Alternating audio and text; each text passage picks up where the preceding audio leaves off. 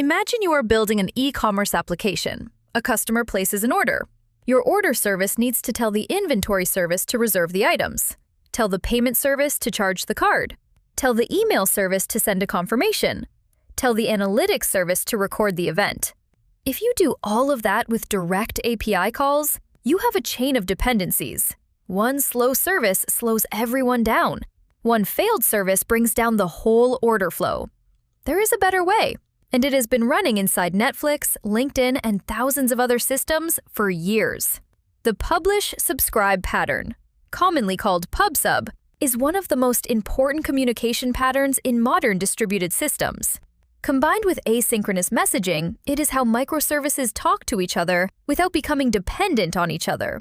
In this video, you will understand what pub/sub is and how it works, how it differs from direct API calls and simple message queues, the 3 delivery guarantees every developer must know, how the dead letter queue protects your system from broken messages, why message ordering is harder than it sounds, and which real-world message brokers to choose for which job.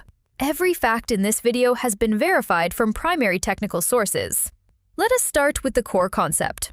The publish-subscribe pattern is a messaging model where producers of information are completely decoupled from consumers of information. In a traditional synchronous approach, like a REST API call, Service A calls Service B directly, waits for a response, and cannot continue until it gets one. If Service B is slow, Service A is slow. If Service B crashes, Service A gets an error. They are tightly coupled. Pub/sub breaks that coupling. Here's how it works. Instead of calling Service B directly, Service A publishes a message to a topic on a message broker. The message broker is an intermediary system whose job is to receive, store, and route messages. Service B and services C, D, and E have registered their interest in that topic. They are called subscribers. When the message arrives at the broker, each subscriber receives a copy independently and asynchronously. Service A has already moved on. It does not know how many subscribers there are. It does not wait. It does not care. This brings us to the 4 key components. The publisher produces messages and sends them to a topic. The topic is a named channel that categorizes messages. The message broker manages topics, stores incoming messages, and delivers them to subscribers. The subscriber registers interest in one or more topics and processes messages on its own schedule. An important distinction. A message topic in pub/sub is not the same as a message queue. A queue delivers one message to one consumer. A topic delivers one message to every subscriber, what engineers call fan-out. One event, many independent reactions. That fan-out capability is what makes pub/sub so powerful in distributed systems. Let us talk about what asynchronous messaging actually means, and why it is not just a performance optimization, but a fundamentally different way of designing systems. In a synchronous system, every service call is a question waiting for an answer. The caller is blocked until the answer arrives. Scale this up, and you get a system where one slow database query or one overloaded microservice creates a traffic jam that backs up through the entire application. In an asynchronous system, a service publishes an event and continues. The event is a statement of something that happened. An order was placed, a payment was received, a user account was created. That event is a fact. It cannot be changed. Subscribers react to that fact independently, at their own pace. This design has 3 major consequences. First, services become independently scalable. If the email service is slow during a marketing campaign, you can scale it up without touching the order service. Second, a failure in one service does not cascade. If the analytics service crashes, orders still flow. The events accumulate in the broker and are processed when the analytics service recovers. Third, adding new behavior to a system requires no changes to existing services. You want to add a loyalty points service that reacts to every order? Subscribe it to the order-placed topic. The order service never needs to know the loyalty service exists. This is the architectural power of asynchronous pub/sub. Here is something most introductions to pub/sub skip. Not all message brokers deliver messages the same way. There are 3 delivery guarantee modes, and choosing the wrong one can cause data loss or duplicate processing. The first is at most once delivery. The broker delivers the message 0 or 1 times. There are no retries. If the subscriber is unavailable when the message arrives, the message is gone. This sounds dangerous, but it is perfectly acceptable for non-critical data like analytics events or telemetry readings, where losing the occasional data point does not affect your business. The second is at least once delivery. This is the default in most PubSub systems, including Google Cloud PubSub and RabbitMQ. The broker retries delivery until the subscriber acknowledges the message. The guarantee is that no message will be lost. But because of retry logic, it is possible for a subscriber to receive and process the same message more than once. This means your subscriber must be idempotent. Processing the same message twice should produce the same result as processing it once.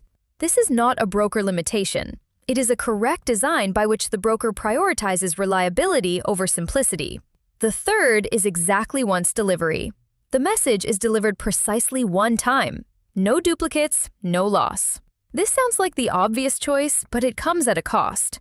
Exactly once delivery requires coordination between the broker and the subscriber at every step, which means higher latency and significantly lower throughput. Google Cloud PubSub supports exactly once delivery for post-subscriptions only. Apache Kafka supports it with a specific configuration called idempotent producers and transactional APIs. Use it only when both correctness and throughput cannot be compromised. For example, in financial transaction processing.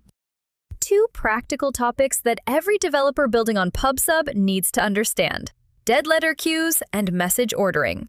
A dead letter queue, often abbreviated as a DLQ, is a secondary topic where the broker automatically routes messages that a subscriber cannot successfully process. Without a dead letter queue, a message that consistently fails, perhaps because the payload is malformed or it references a record that no longer exists, would be retried indefinitely, blocking the queue.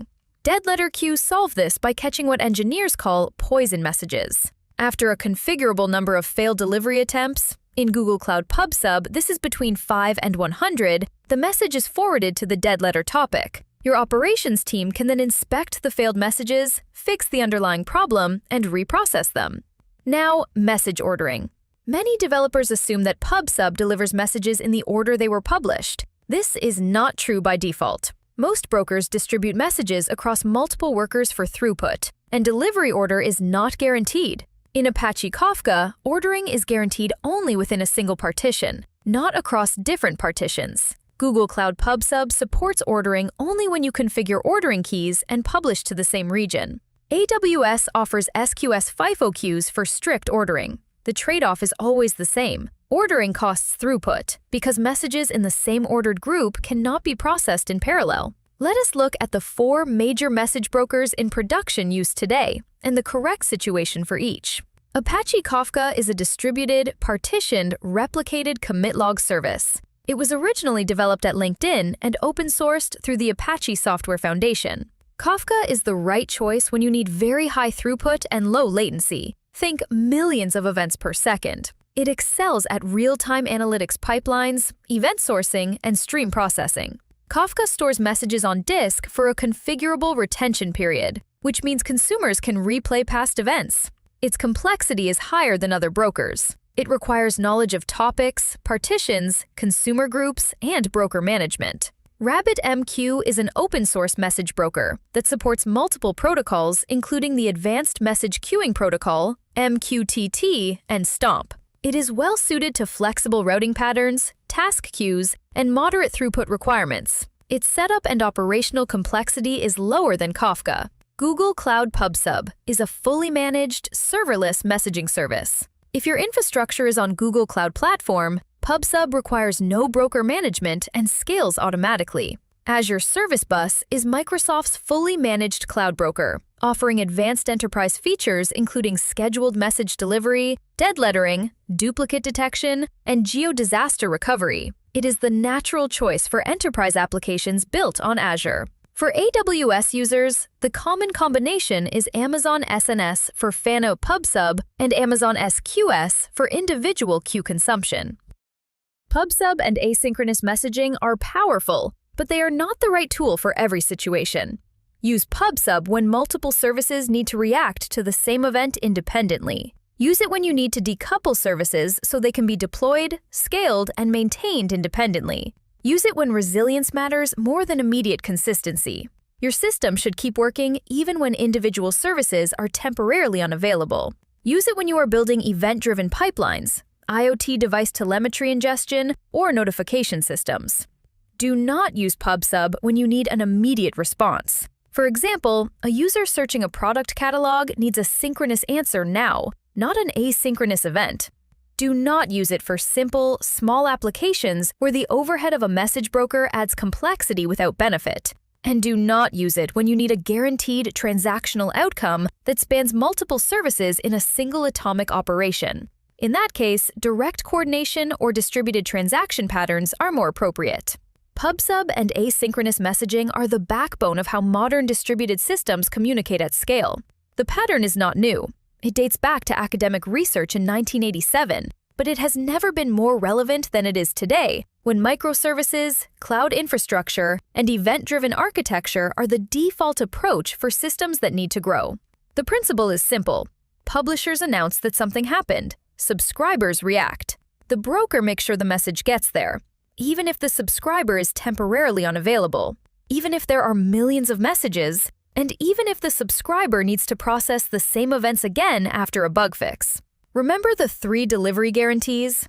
At most once, at least once, and exactly once. Always design your subscribers to be idempotent. Always set up a dead letter queue. And always think carefully before enabling ordering. It costs throughput. Now, which message broker does your current team use? Leave a comment. Let us compare notes.